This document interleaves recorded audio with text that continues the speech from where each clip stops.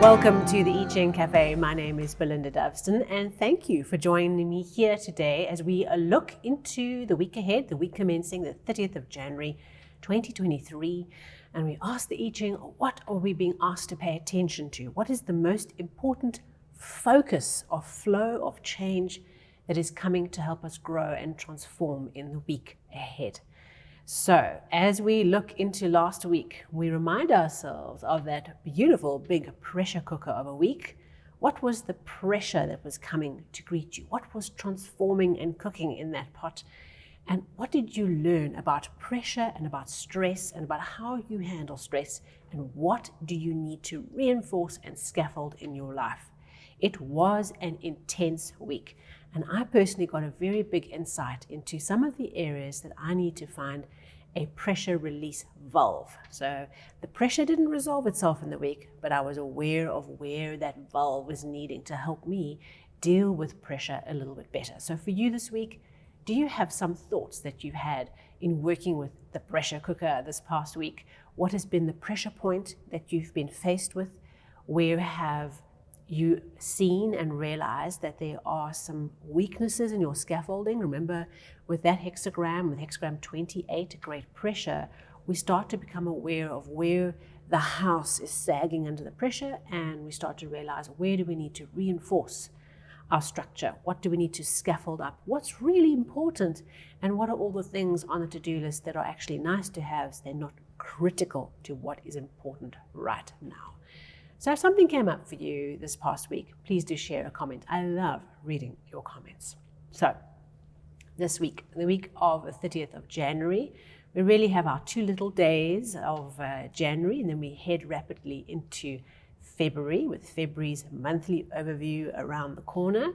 Let us have a look then at what this week is asking us to pay attention to. And it's such an interesting week because both hexagrams this week are all about power in some way or form.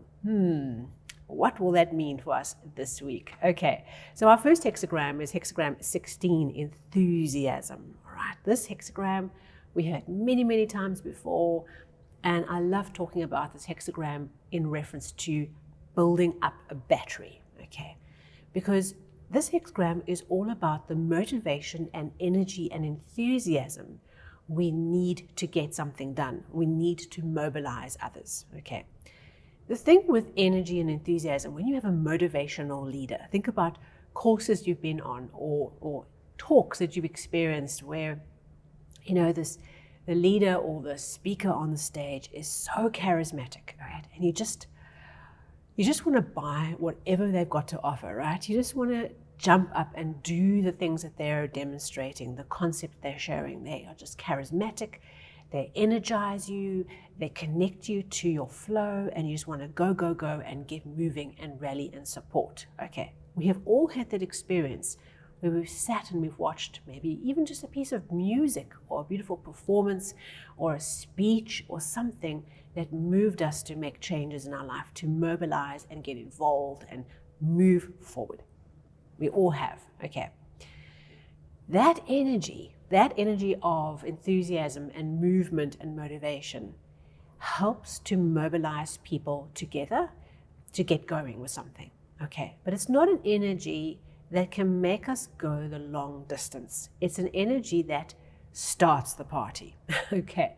So with this hexagram, music is very closely associated with this idea of moving the feet, of getting the energy going, of getting the movement and the tempo moving, and to start mobilizing the energy. And whenever you feel stuck, there's nothing more wonderful than putting your favorite piece of music on, and it just completely changes our energy, like immediately. So with this hexagram, that's what I want us to work with. This is idea of there's something around this week where we are mobilizing our energy. We are building up, and we are building up our battery, our energy, to be able to react when the time comes, to be able to be spontaneous when the time comes, to be ready. Okay, we are building up this battery of energy. So think about this huge big battery, perhaps sitting in your house being fed with solar power, whatever. This big battery that we are building up, and we're building up our ability to act and to energize. What we want to do is we don't want to just have a moment on the stage where we get everyone excited, but then the energy tapers down. This hexagram says in order for us to do the important work in front of us, we need to build up the energy. We have to prepare. We have to focus our work into the battery, into building up and getting ready. Okay, so with this week, we have 3 changing lines, and they are all at the bottom, position 1, 2, and 3. When we have this kind of structure, okay, where we have 1, 2, and 3, we have all the changing lines in either the bottom trigram or the top trigram. There's perhaps another message for us there too, because the bottom trigram often relates to what is inner, okay, internal, inside the process. And the top trigram often relates to what is outer, the external part of the situation that we're in. It's not a hard and fast rule, but it helps us to look at these lines in a different way. So when I see, like now, all 3 changing lines are sitting at the bottom, in the bottom trigram, what I'm thinking about is I'm thinking about our focus for this development, the focus where the change points, these pops of change, are coming to help us, are internal processes we're going through, as opposed to external processes. If we had all 3 lines in the top, I would say that there's something external in our environment that we are mobilizing our energy to resolve and to deal with. Okay, does that make sense? So the bottom 3 lines, internal processes. So let's have a look at these 3 lines. Our first one, right at the bottom, okay. The symbol that goes with this line is an elephant standing alone in the wilderness. Okay, there's lots of trees, there's lots of things to eat, okay, and the elephant is standing alone, and he or she, it is trumpeting, burp, burp, burp, calling out to others, talking, boasting, making a lot of noise, okay. And actually, all around the elephant has lots of food to eat, lots of bushes to rub against, or whatever elephants do. And so there's a sense here that there is a lot of energy, there's a risk of a lot of energy being lost by bleating and boasting, okay? So trumpeting, okay? And trumpeting might be, look at me, look what I've done, trying to get attention, okay? Bleating is also a form of attention seeking, okay? Because it's talking about, I can't, I don't want to, I don't have the energy, I can't do this, somebody help me, somebody feed me, somebody bring me food. Okay, so bleating or boasting, okay? But this idea of the elephant trumpeting out, calling out and asking for help. Now, what we don't want to do is we don't want to lose our energy this way, because it just lands up in exhaustion. So there's almost a sense of this line, what we have to look out for, where we might be using bleating or boasting, okay, as a way of getting attention, of a way of getting support, of motivating others to act in a particular way, and we're going to exhaust ourselves trying to do that. We need to take our energy in and realize that everything we need is around us, okay? The elephant has everything it needs in its environment. All we have to do is just get on with it. So this week, we're going to kind of face some internal process around bleating and boasting, okay? Either of those things, if we're trumpeting out, trump, trump, trump, okay? Nope, we do not want to trumpet out. We want to take our energy back in and just get on with the job. Get on with building the energy and preparing and building up that battery. In changing line 2, very interesting. With this changing line, what it talks about is it shows a picture of a stone, okay? And a stone, if you think of a stone just lying on the ground, okay, is quite locked and fixed, okay? It's just sitting there. And it doesn't necessarily have the agility to react to the moment. So what we want to do with this second changing line, internal processes, is we want to stay agile and hyper tuned in as to what is happening around us. What this changing line tries to bring us is that mastery of this moment, okay, in whatever it is that we're building and the momentum and energy that we're building up. Mastery of this moment means that we can sense exactly the right time to act, or to non-act, or to retreat, or to run, whatever it might be. And when we are stuck as a stone, okay, we're just lying there like a lump of rock, we are unable to respond quickly to our environment. So this changing line is all about developing our ability to be agile related to the flow of this energy and momentum we're building up. So working with this line this week, what we need to do is we need to be tuned into what is really happening. Okay, not be stuck as the stone, okay, being caught up in rules and all these kind of rigid ideas that we have around that must happen, when that happened. When the sound comes up and your intuition says, go, now, run, stop. When your intuition flags you up, okay, we have got to take that moment and act. Hesitating means we don't get to seize the moment. Trying to control the moment by pushing it, also we'll lose the moment. But just being in a state of readiness, remember this hexagram and these lines are all about preparing and getting ready to act when the time comes.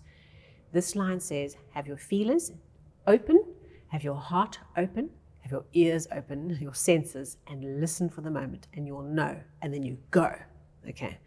Not forcing, but being present to when the trigger is ready. And then the third changing line is similar in a way, is also about the right moment to act, pausing and waiting for the right moment to act, but also putting down this urge we might have to be skeptical about the help, the process, what is happening, what's unfolding, is put the skepticism aside and be present to act, being in that moment of acting. Because these three lines are leading up to that chasm in the middle, okay, and as we bridge over to the second part of it, be ready to act, okay? Put down the skepticism. It is right, it is good, it is important that we lean in with our energy, that we mobilize, that we energize. There's good things that can happen for us if we put our shoulder to this process and we prepare and we energize what it is we're trying to do. This week, put down skepticism, okay, and embrace the moment and go for it. There's something here that we're being encouraged to lean into as long as we are acting at the right moment. And then our outcome hexagram, where is this leading to? Okay, we have these interesting three changing lines building up from hexagram 16, enthusiasm. Where does this go to? Well, I mentioned earlier that we have 2 power-related hexagrams this week.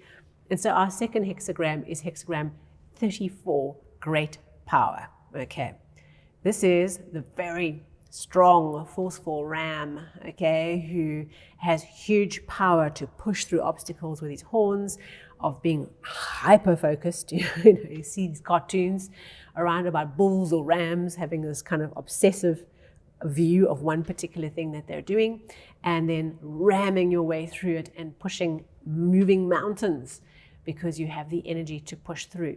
So with this hexagram, we often have the advisory of being careful not of overusing our power or overdoing it, because we can hurt other people. So it's just temper your power and your ability to get masses of things done with not being a bully, okay, and forcing people, just being, in flow with the mood in the room, okay, what's happening around, and just being sensitive to that.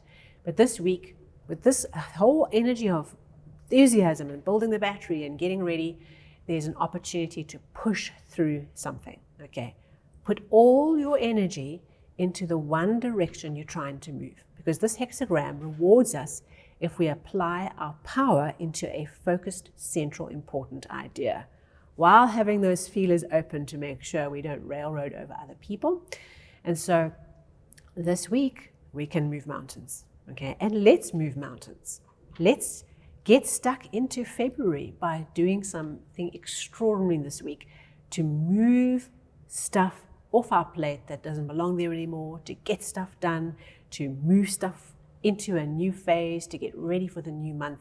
And let's do that together. So enthusiasm, some tricky, interesting development where let's use this I Ching to reflect back to us areas where we need to develop and grow up.